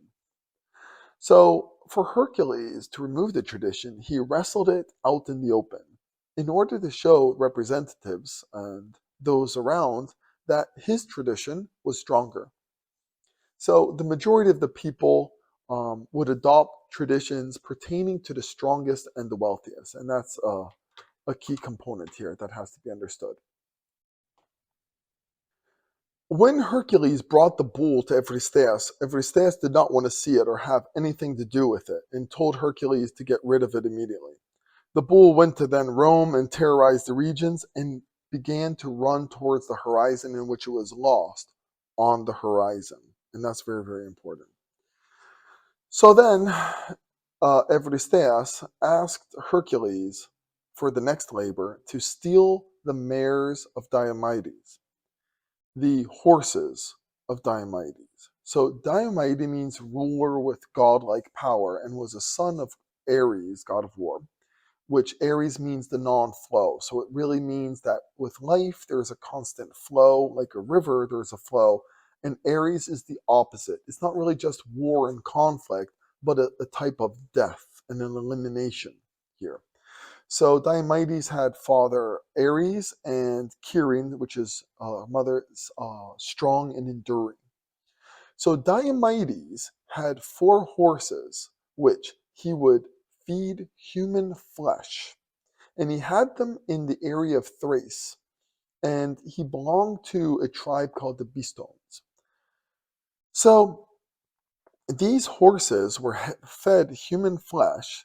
They were held by bronze chains together into one area and effectively treated like they were wild lions or some wild carnivores here. Now, these 4 horses had names. They were Podargos, which means swift, Lampon, which means the shining light, Xanthos, the yellow, and Dinos, the terrible. So they were kept on this bronze manger because they were considered wild, and their madness came from their unnatural diet that Diomedes imposed on them. So Hercules went with the ship to this area in Thrace, to kind of northeast Greece, and he overwhelmed the horse groomers as they tended to the animals' needs and took the horses towards the sea. The Bistones, the people in the area, in the village, and the city, realized the theft and sent soldiers to reclaim the mares, the horses, before Hercules and the volunteers reached the shore. When Hercules saw the approaching army and group, he entrusted the horses to the youth Abderos, good nature but naive, which was also a son of Hermes. Hercules went to fight, but while he was gone, the horses dragged Abderos till death. Hercules in the fight killed Diomedes, and then the rest of the soldiers fled after that. He fed the horses the flesh of Diomedes, their tormentor, and they became pacified. And then Hercules, in the honor of Abderos, founded a city called Abdera, the first and only time he created a city, kind of a living monument for Abderos. So he brought the mares to Eurystheus, who was so angry that he could not think what to do with them, so he simply told Hercules to get rid of them out of his sight. They were set free, and they wandered till they reached Mount Olympus, where wild beasts then killed them. And it's also rumored that Bucephalus, the horse of Alexander the Great, descended from these mares. These horses, these mares of Diomedes, represent the threat from illogical inverted identities and how the naive are targets. It's very common for people to look at things at face value without reassessing a situation when there are aspects that are different from their understandings of what is considered normal. This provides wrongdoers of this kind of inversion the opportunity to exploit such situations to their advantage, since they provide a type of mask which can screen the potential danger until those threatened are in a position where they cannot take evasive actions. A simple thought experiment is to imagine this. Imagine you have a very small, fluffy animal that it just continues to grow and grow until its size is that of an elephant. Okay? And then all of a sudden, okay, it's a large elephant, but then to everyone's surprise, it develops large, sharp teeth and a carnivorous appetite. That would be a very, very, very dangerous animal. The same thing for horses. Horses are actually incredibly strong and robust. Yes, they're afraid of wolves, but if the horses were to develop sharp teeth and a change in their appetite and mentality, the tides of power would change. And this is understood by the tradition of Diomedes, which did come from a tradition of Ares, and understanding war and strategy in this conflict, and the psychological component as well, and the expectation that can work against someone. So the expectation can work in a positive way, but it can work in a negative way as well. And this piercing both sides has to be understood by heroes, even from the understanding of Epicurus, of understanding to pierce both sides of it. So, in a way, hiding the growth phase can be a strategy of war. So, Diomedes using the horses in a similar manner in order to bring disaster, because there is strength in this mass, but there is a key thing about the horses of all animals, so it could have been a cow or something like this, is that horses are very prone to just taking orders without question. And the Greek word of horse is alogo. And you might even know that from even in English, the word logos, means the reason, the logic, which is a very fruitful concept. And the alogo means like non-logic. The non-logos is the alogo. And the horses won't really apply logic to it and just take commands without a question. So in effect, Diomedes could then use these horses as a type of container to create the terrible from the four horses. So these four horses would lead up. So there is the swift, sort of creating a swift action. So you can imagine from the previous example with the fluffy animal that becomes really big, is that prior to people understanding that there's a new nature to this big fluffy animal, is that it has to act swiftly. And then the other thing is that the other horses create a shining, a sort of awe here, and that awe creates a hesitation as people are kind of mesmerized. And then here the kind of yellow to create a kind of rarity and people to hesitate to want to destroy something kind of rare. And then the terrible comes as the last of these horses. And that's really, really important from this strategy. So, and it also goes to show that when the horses were left alone, knowing that their tormentor would no longer exist, they would return to their original nature after this deviation. So then the key thing is that Hercules then made a city named after Abderos. Now, Abderos did not produce anything heroic. There was no great achievement. But it is important for Abderos to become a living monument. And it's crucial because it goes to show and teach us how someone with good nature, overall being good, but naive, unaware, can be fatal with interactions with the illogical, the chaotic, and the distressed, and who are people like Abderos basing their actions on prior expectation rather than reassessing the potential danger. He was dragged to death because of this. Appearances of being harmless and benign are a cover and a mask, which used effectively by those of, let's say, even the Dionysian tradition, master of the mask, which can combine multiple natures into a single persona, acting each one out convincingly, can then ride on the expectations produced in the audience for each role selected from this world. And so on, this consideration of the world as being a stage can be exploited and integrated into this wartime strategy. And that is why Hercules made a city in this name so that it would be put on the maps, it would be known, it would be recited, and you would have people that would embrace their identity around this to make sure that the naive are considered vulnerable from their prior expectations and that they always have to reassess logically the situation. So this labor is really, really important for heroes to understand, is that it must be a constant reminder that danger does not always take the same form as expected. When Hercules then reported to Eurystheus, Eurystheus then came up with a different approach and a different labor. He told Hercules that he needed to return and bring to him the girdle of Hippolyta. And Eurystheus thought that if he's wrong in his ability to eradicate Hercules from the failure of this accomplishment, that at least the girdle would be able to be given to his daughter, who had demanded it from him. So the Amazons, the word Amazon means to miss one breast. The Amazons were a tribe of women warriors who were excellent at archery. In order to become excellent at archery, they would remove one breast, which would which was inhibiting them, the breast which would inhibit them from being able to pull the arrow accurately and have free movement for that aspect of war, because they were a warrior tribe. Their queen leader was Hippolyta, which means to set the horses free. So we can see this tying of all the labors together.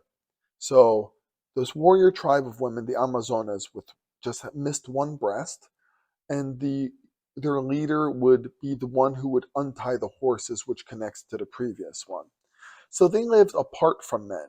And what they did is that they would occasionally capture men to use for the requirement of giving birth to new children. And then they would eradicate the men and their lives. And then they would have the babies and they would discard the male babies and only retain the female babies to be raised as warriors as well. So Hippolyta's unique armor included a leather waist girdle, and it was given to her by her father, Ares again. And she wore it, and it would also carry her sword. So Hercules did not arrive naively. He arrived with a ship and an army, and it was a long journey to the land of the Amazons. So Hippolyta came to greet the new arrivals and asked them why they came. Hercules walked with Hippolyta and explained the reasons for his arrival, and then she promised to give him the belt after he had asked for it. She was impressed by him. While this discussion and agreement was being had, Hera was upset that the life of the Amazons might be disrupted, and not wanting Hercules to disrupt the Amazonian way of life, she arrived disguised as an Amazonian and spread the rumor that the ship with the men planned to abduct the queen. The Amazons put on their armor and charged on foot and horseback towards the ship. The rumors spread by Hera were effective, and it took over their minds completely, and with the desire to protect their queen, drove them to battle the visitors. The men, seeing that they were under attack, moved to meet the charge. Hippolyta changed to no longer be in agreement with Hercules and had to display this. So she confronted Hercules in a duel, and Hercules did need the belt. So he continued with the duel and slayed Hippolyta and took the belt, the girdle. And in this great conflict where the Amazonians lost, the survivors were driven away. After Hercules obtained the girdle, he then traveled to Troy to save the maiden Hesione before bringing back the girdle to Eurystheus, because this maiden Hesione was about to be sacrificed to a monster. And this was the success of Hercules in this labor. So the Amazonians are a representation of those who seek to invert their world and their own identities in the mission to invert the world, and that their queen would be the one destined to release the horses, the engine for this inversion, given the understanding of these inverted horses from the previous labor with Diomedes. So Hercules from the previous labor understood not to naively approach the Amazonians, and appealed might have not appealed to their original nature, but showed respect. And this respect was appreciated, and that they were not considered to be less of their identity, in that they were considered to be warriors and appreciated and confronted as so. And that must be understood. He did not arrive there by himself. He arrived there as a warrior with other warriors with him, which was necessary between armies to be done. So the Amazonian goal set with their queen would be the destruction of this world, to rebuild it from scratch without a memory of previous circumstances, and this inversion of the world and creating something new. And it must be a reminder that Ares, her father, was synonymous with war, but an aspect more general to stop the flow. And that stopping of the flow could then create a new direction, because once flow has a direction, it kind of maintains that same direction, but the stopping it could then create a new direction afterwards. And that must be really, really understood. And that is one of the key things about Bottle, is to create a new flow of life from the exchange on who controls the power. So this exchange could have happened peacefully, but Hippolyta's role would always be a shadow in her, and that her just giving the girdle would not be in line with that. So masks that are worn become a living persona that can be cultivated over time, either deliberately or due to circumstance. And it shows that this tradition of Hercules would continue, and that of the Amazons would find it challenging from the direction that they sought. So, in general, the horses of Diomedes and Hippolyta for releasing these horses have references in other stories as well. And the component of 4 horses is in the New Testament in the Revelations of St. John, but comes from a very, very ancient mythological motif that goes back to very, very old times, and is used in multiple parallel settings as well. So Hercules, arriving at Eurystheus again, was told to place the girdle on the ground at a distance and not come too close to Eurystheus. So Eurystheus, his daughter, did get the girdle, showing that this tradition would carry on and have a continuation into the future. Although Hercules did complete it in a sense, there was the seed of this labor to commence once again. The girdle did live on and did get exchanged. So the following labor designated to Hercules was to bring the cattle of Geryon. So in Greek it's Geryonos, and Geryon means the one who shouts and roars loudly, and which is really, really important. So Geryon lived with his cattle on the most western part of the world known at that time. It was a son of Chrysaor, golden sword, and Caliroi, good flow. And Chrysaor came from the body of the Medusa when Perseus beheaded her. So Caliroi was the daughter of the Titan Oceanus and Tethys. So this is a very unique ancestry, and made Geryon unique as well, as he had 3 heads, 3 bodies, and all the legs joined at a single waist. So effectively 3 personas, 3 people on one body. So living on an island, Erythea, which is the red elemental, it's really important. He kept a herd of red cattle, stained by the red light of the sunset of the most western area. So this place was close to the Straits of Gibraltar, and also known as the Gates of Hercules. And it was separated the Mediterranean Sea from the Atlantic. These cattle were guarded by Orthus, straight and upright, a 2-headed hound. Okay, so Orthus, this dog's name was Orthus. It was a sibling of Cerberus, the dog of the underworld. Orthus means straight and upright, and it had 2 heads. Cerberus, his sibling, had 3. So on this journey, Hercules was being beaten by the intense rays of the sun, and in frustration shot some arrows at Helios, the sun god, the elemental, the Titan, effectively. And this impressed Helios. So Hercules was granted a golden cup goblet, which he used to travel to the island. As soon as Hercules arrived, Orthos, the dog, jumped towards him, and Hercules hit the dog with the olive branch club. And then the herdsman, Erymanthian, attacked. Hercules got to the cattle, and then Geryon was alerted to confront him. Hercules shot Geryon with the Hydra blood-tipped arrows, eliminating Geryon. And then Hercules proceeded to herd the cattle back towards Eurystheus, and the journey was full of mishaps. Hera even sent a gadfly to bite the cattle, causing them to scatter, and Hercules had to go in multiple directions to recover them.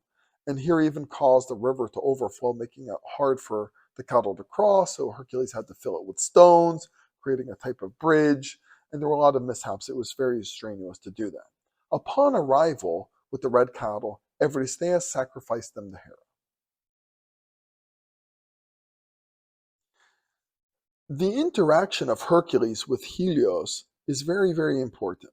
It represents a change in the philosophy that people had to have towards the sun and the sunlight, which was considered in the past being as almighty and vindictive to extract pain as punishment, and that the adoration of the sun was effectively one of submission, and that because it was unmoving, almighty, and that approaching the sun in a dismissive way would actually produce a negative effect upon the person acting in such behavior. So many traditions in the ancient world had been introduced to the concept that in order to obtain more light and see further, pain and suffering was a necessary exchange for a gift. And if accepted, it becomes a foothold to accept people that this is the way of life and this the basic mentality. So Hercules shooting an arrow at the sun and receiving an assistance is a statement against such traditions and that the opposite should be adopted. So Hercules, by displaying this, is showing that his tradition is not in line with those. So Geryon is a very interesting case. It is actually a representation of the 3 phases of Dionysus and the greatness that can be produced around that. So each one of the bodies is holding a shield for each phase. The first phase, depicted by the first shield, is the chthonic phase, which is the tripod, which was the phase of death, which was there with the incense burning, the sort of ritualistic cloud in which people would devolve and have a phasey view in which that phase out would allow them to phase into the phase of the era of death and be able to see that afterlife. And this was a key component for the rebirth of Dionysus in general as being a representation of the dying and rising god, or a type of corn god, and a type of fertility god coming from depths below. The second shield is the roarer phase, which also has the Gorgon face on it. And it's tied to the middle earth elevation, in that within this earthly realm, in this middle ground, there is the roar and the need to shout. The third is with the dove, which is the ascension phase, which is shown by that shield, and that all these 3 phases come together between the bottom, the death, the middle ground, the roar, and then the peaceful ascension after the roaring that comes with the dove, and that peace can then be achieved. And that held together within one individual can create this greatness. So these experiences can be considered a way to kind of escape this world by having all these components together, that one is almost a type of immortal as well. So the dog Orthus represents the dog of the thing that can be seen and the component that can be seen and non-seen move together. So the component with the red cattle here in Geryon depicts that there are two worlds, this symbolic world and then this earthly world. And from the light of the Helios that has this understanding of the world, and that Orthos brings those two together and is a guard for it. So the key thing is that this energy around it, and that the herdsman of Rheteron was connected to the nymphs and the mother of the nymphs at the garden of Hesperides later on, connected to this red light. And we'll talk a little bit more about this myth and the key components later on. For the next labor, Hercules was told that he had to capture Cerberus from the underworld. So Cerberus means the dog roof of darkness, and was the hound of Hades, the god of the underworld, which the word Hades actually means the unseen. So the underworld was just the unseen. Okay. So this hound, this dog, had 3 heads and guarded the gate of the underworld, and it rested with its rear towards the entrance, and had the 3 heads looking in the different directions for people approaching. Its role was supposedly to keep the dead from leaving. Cerberus's father was Typhon, and was a brother of the Lernaean Hydra, and Orthos, and the hound, which was the hound of Geryon, which we just saw. Hercules made his descent through an entrance at Tainaron, the most famous of various Greek entrances to the underworld. And there, entering the cave to the underworld, he then descended and met with Hades, which was next to Persephone. He then asked Hades whether he could take Cerberus, and Hades agreed if Hercules could do so naturally, without using a weapon or any other substitute. And Hercules accepted that condition. Hercules then descended further, confronted Cerberus, and simply wrapped Cerberus in the lion cloak, which was his armor.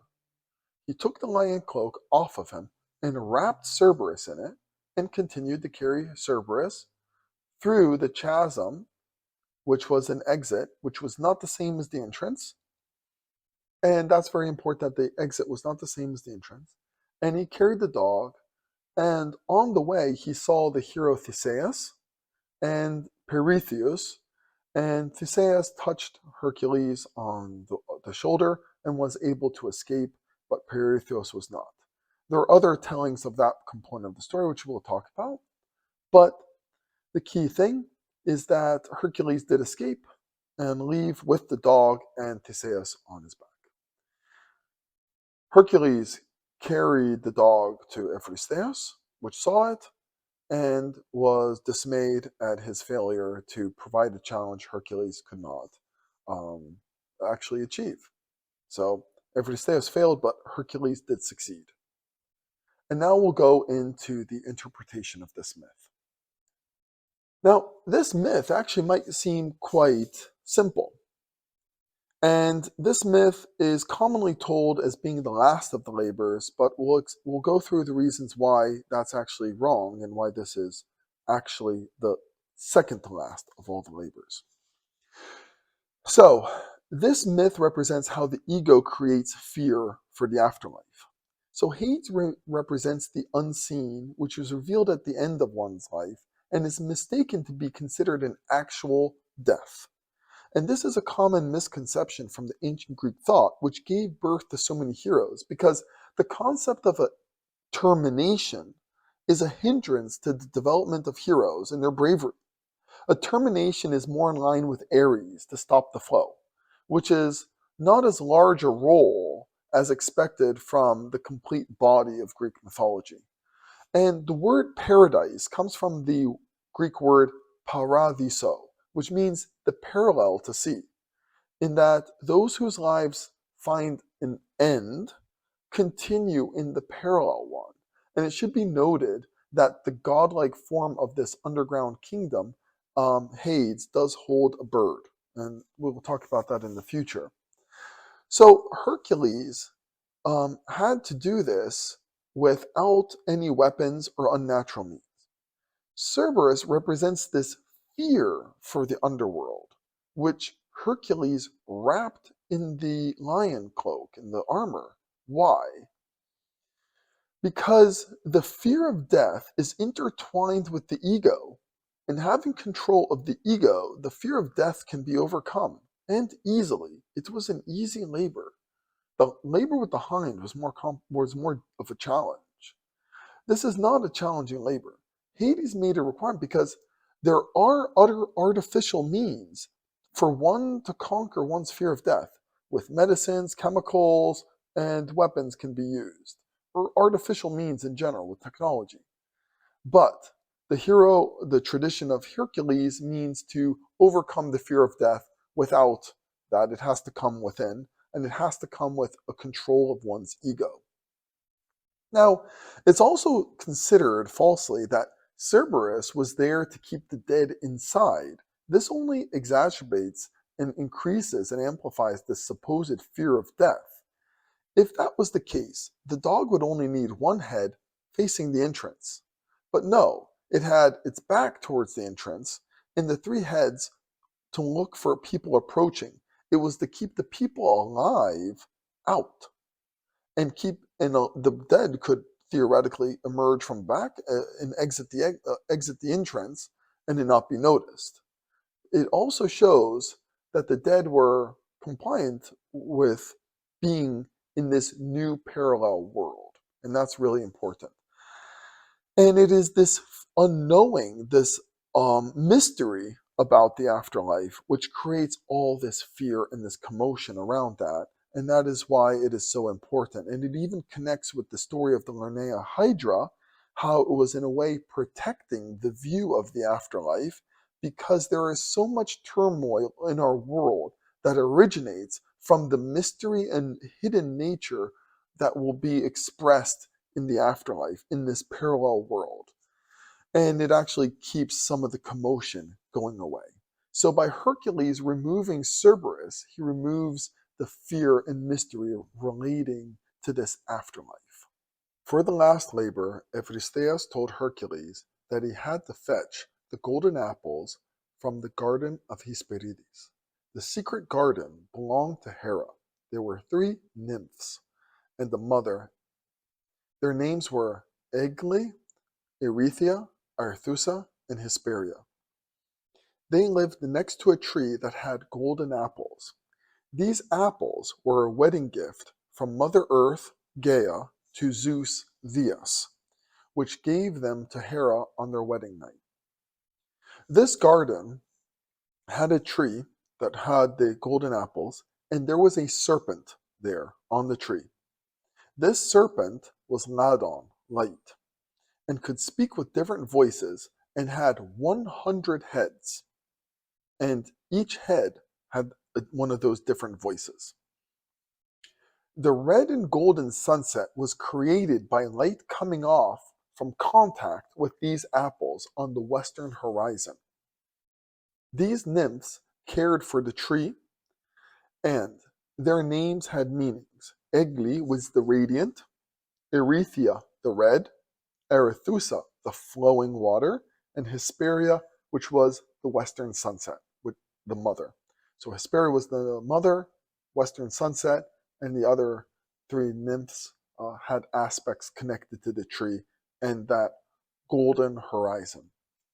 So to find this garden, Hercules actually went to see the Titan Prometheus, forethought, who was chained to a mountain in the Caucasus. There, while chained to the mountain, an eagle would rip him and eat his liver every day. And the next day, the liver would regenerate. This punishment for Prometheus was demanded by Zeus Theus for having stolen the prohibited fire and giving it to humans. And it wasn't that it was fire in general, it must be noted, the prohibited fire. So Prometheus told Hercules that his brother, the Titan Atlas, which the name Atlas means he who tolerates, would know the way to the garden. And Atlas was known for carrying the sky on his shoulders while standing on the mountain far west. So Prometheus told Hercules that it would be best actually even for Atlas to go retrieve the apples instead. So Hercules approached Atlas, and Atlas agreed to obtain the apples in exchange for Hercules to take the burden of the weight of the world on his shoulders, the whole sky, on his shoulders while he would be gone. And Hercules agreed and put the world, the sky, on his shoulders and held it there. And after a while, Atlas did return with the apples, but stated that he himself would take them to Eurystheus, while Hercules would remain in that position.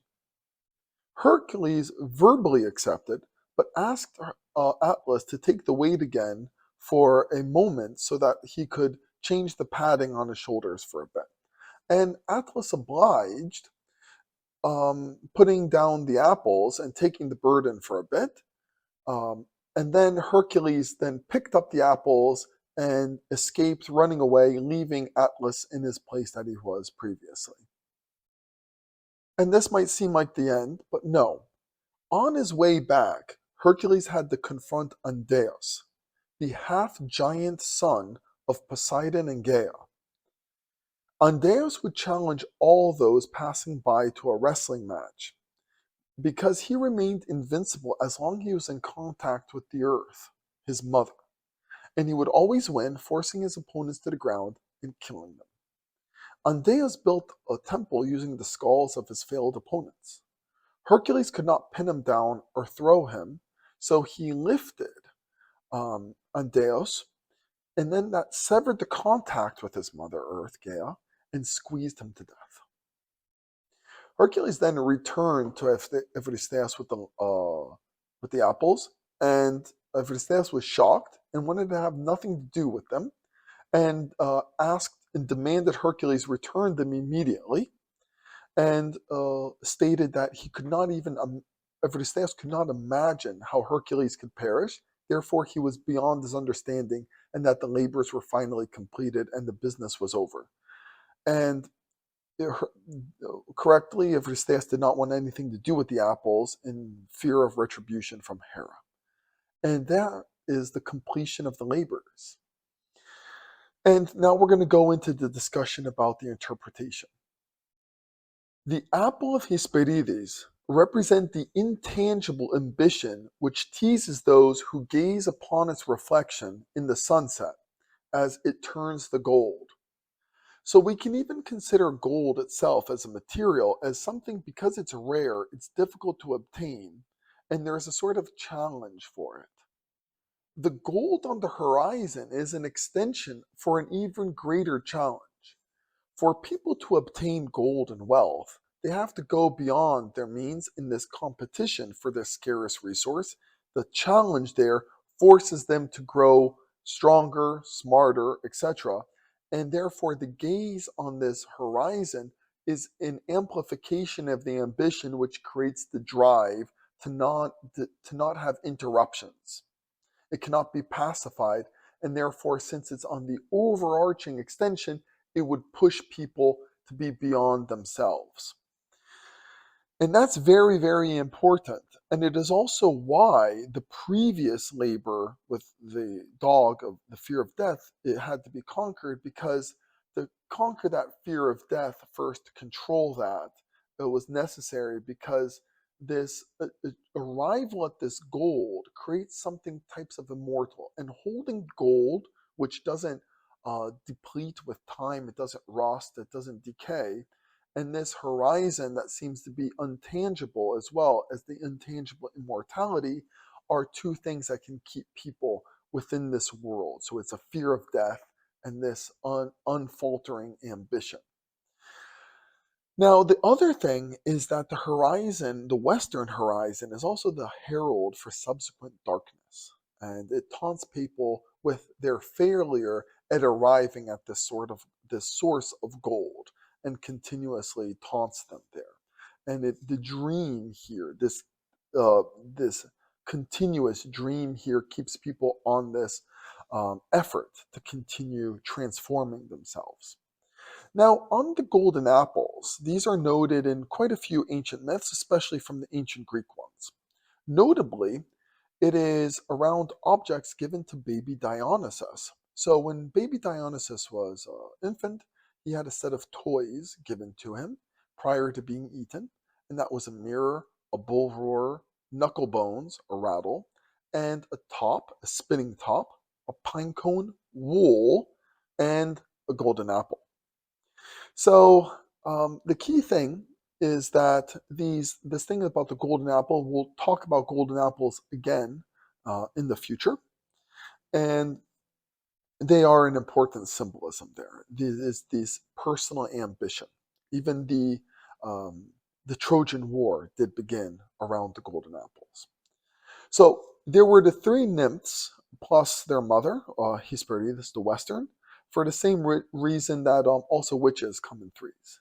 They were internally entertained by Ladon, which provided for them this virtual comfort. They always had, say, a crowd to entertain them with stimulating fascinations, dreams, um, validation through words alone. And that's really important. That words alone was enough to keep them close to the tree and take care of the tree, which was important for Ladon's designation there. And then they had perfect company, and they were satisfied with that. So now, Atlas.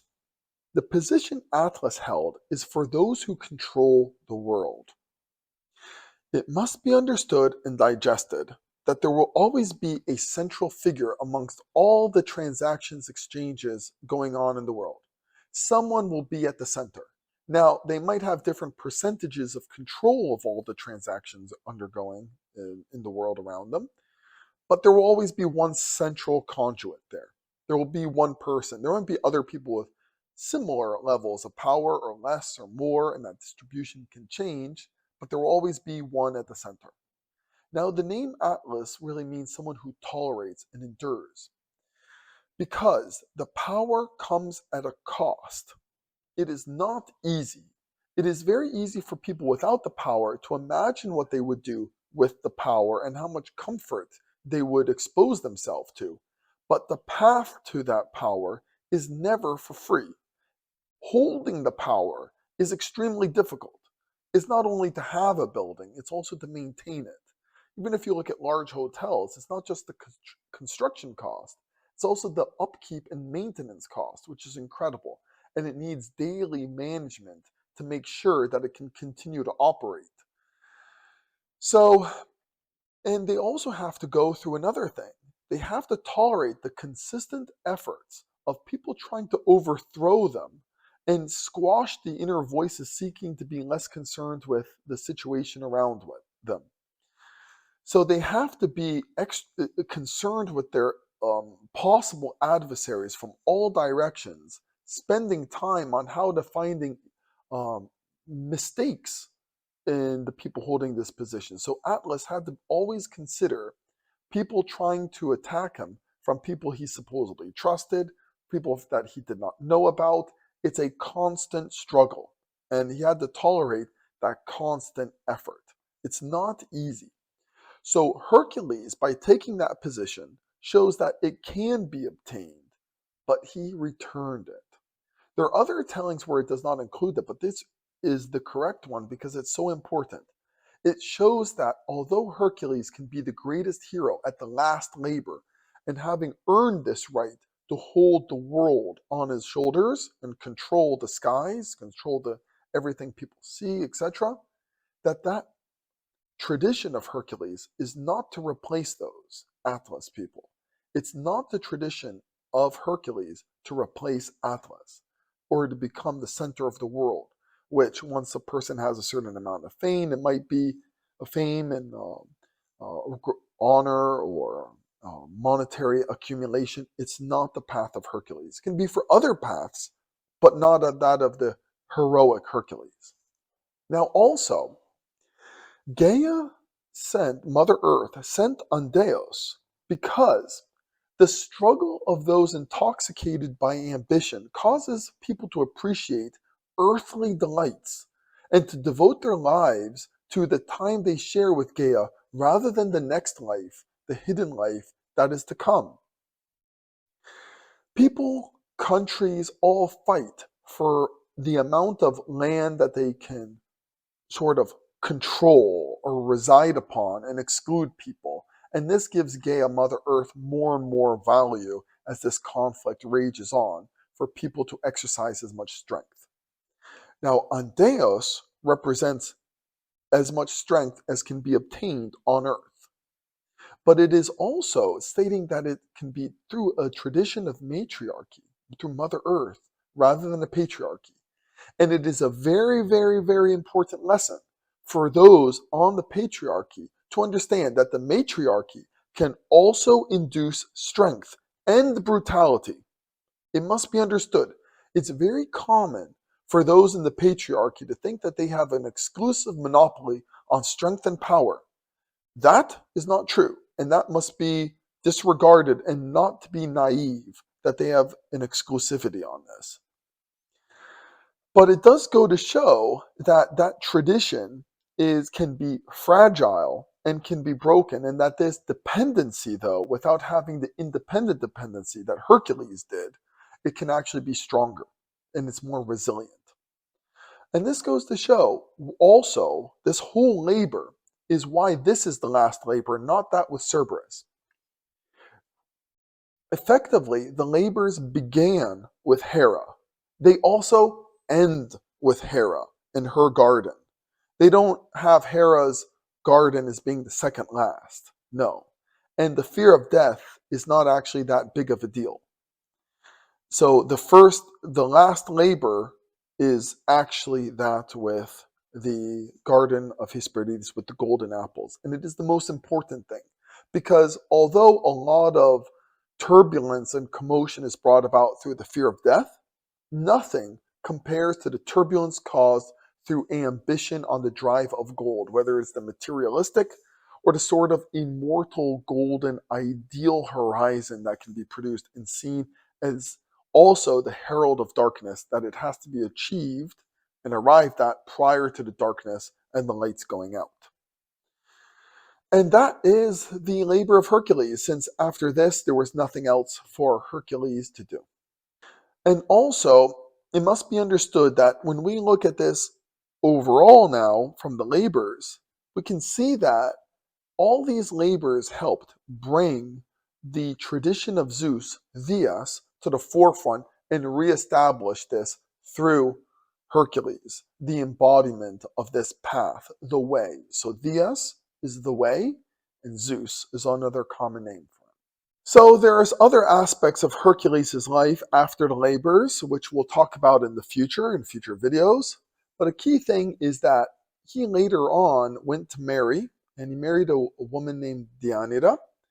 And after having been married, they went to cross a river in which there was a centaur who had the job to carry people across the river for payment, and he had paid the centaur to carry his wife across the river on his back. Once the centaur took Diomedes onto the other side of the river, he then proceeded to attempt to violate her, and Hercules, seeing this, shot one of the arrows with the poisonous Hydra blood onto the centaur and hit the centaur. And as the centaur was dying, he told Diomedes to take a piece of cloth, one of Hercules' shirts, and rub it into his wound, and that this will act as a type of magical potion which will keep Hercules in love and devoted to her, and not have thoughts about other women. And Diomedes actually proceeded to do so. The thought and aspiration of such power was too much to take the chance of passing this up. So, over time, they had a very nice family and had 2 children. And then Hercules actually went to win a competition. And in this competition, the daughter of a king was the prize. This woman was named Iole, Lowell. So Hercules won the competition, but in a very, very brutal and unjust manner. It was not correct, and we'll talk about this in detail. And an issue is that he then brought Iole, to his house as a concubine. And this threatened his wife Deianira with her family, and she felt isolated at that moment, given his new concubine there in the presence. So what happened is that Hercules then was about to go create a sacrifice with his friends and his companions to Zeus, to Theras, and Deianira actually gave Hercules the shirt with the blood of the dying centaur that had been mixed with the Hydra blood. It must be noted that Hercules did not go wearing his iron cloak, his lion cloak, his lion armor. Therefore, symbolically, it means he was not carrying his ego under control, which makes sense as an expression of having a concubine on top of having a family already. So, when Hercules was about to commence with the sacrifice and appreciation of Zeus in the way in this liturgy there, Hercules wore on the shirt, and the poison sunk into his back and started to burn him. He tried to remove the shirt, and it was ripping his flesh off. It had become embedded and stuck into him, digging into his back, into his body.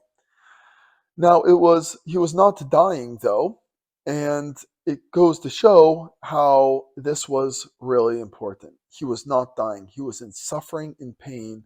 At the same time, he was committed to adoring the path of Zeus, of Theas. His friends made every attempt to try to cure him and alleviate this anguish, but it did not work. In the past, this poison did not bother him because he was in control of his ego. Without control of one's ego, they become susceptible to this type of poison. And it must be noted that since he died at that moment, he was not died, but he was poisoned at this moment and put under the pain at this moment, as he was about to commit a sacrifice to Zeus, to Theas, his spiritual father.